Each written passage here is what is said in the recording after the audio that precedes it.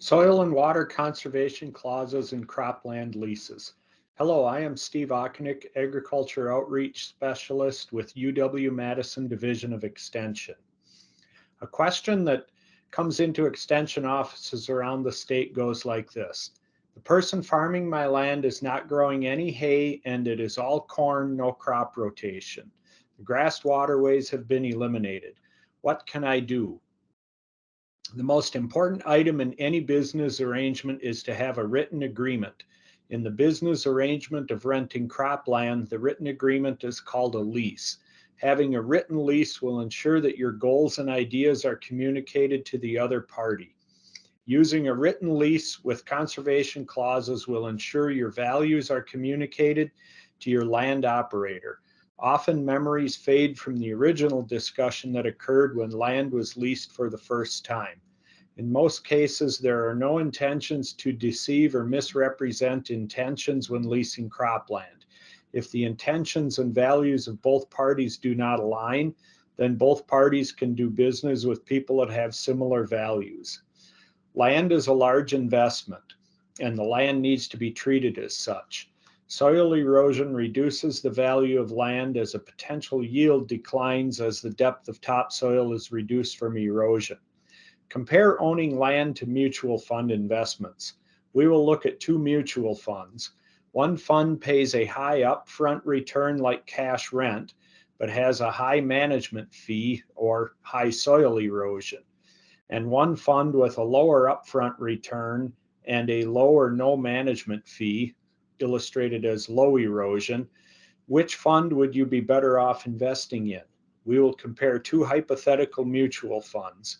In the example used here, the values are intended to be relative and are not meant to convey an absolute value. There is land valued higher than the example and land valued lower than the example in Wisconsin.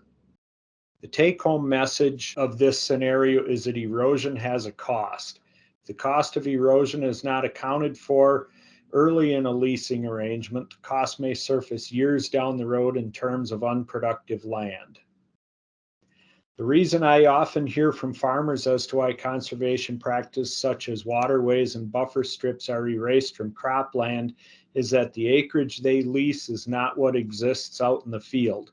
As an example, if a farmer rents and pays for 80 acres of cropland and after planting around waterways and buffers realizes there's only 70 acres of cropland, the best way to reduce the cost per acre is to eliminate the grass waterways and buffer strips to get as close to 80 acres as possible. A solution would be to have a third party measure the cropland using GPS technology so the farmer only pays for the land that can be planted. Field maps from United States Department of Agriculture are often in error due to trees encroaching on field edges and addition or subtractions to land for fences, waterways, and buildings since the last measurement was taken for the map. The angle of the satellite to the earth used to take pictures for USDA map can affect the acreage calculation for the map. Using GPS measurements will ensure that the acres paid for by the tenant can be cropped by them. How do you incorporate conservation clauses into a cropland lease? Adding conservation clauses into a land lease is simple. What gets complicated is implementation of the conservation clauses. How does a landowner ensure that physical structures such as grass, waterways, and buffer strips are maintained? A security deposit could be charged when the lease is signed to cover the cost of reestablishing the structure if the structure is damaged. Remember, there can be situations beyond the operator's control, such as heavy rain events, that may impact conservation structures. You will want to eliminate enforcement actions in your lease to intentional damage to structures or flagrant abuse of a specified crop rotation. If winter kill damages alfalfa, the farmer should not be forced to maintain unproductive fields.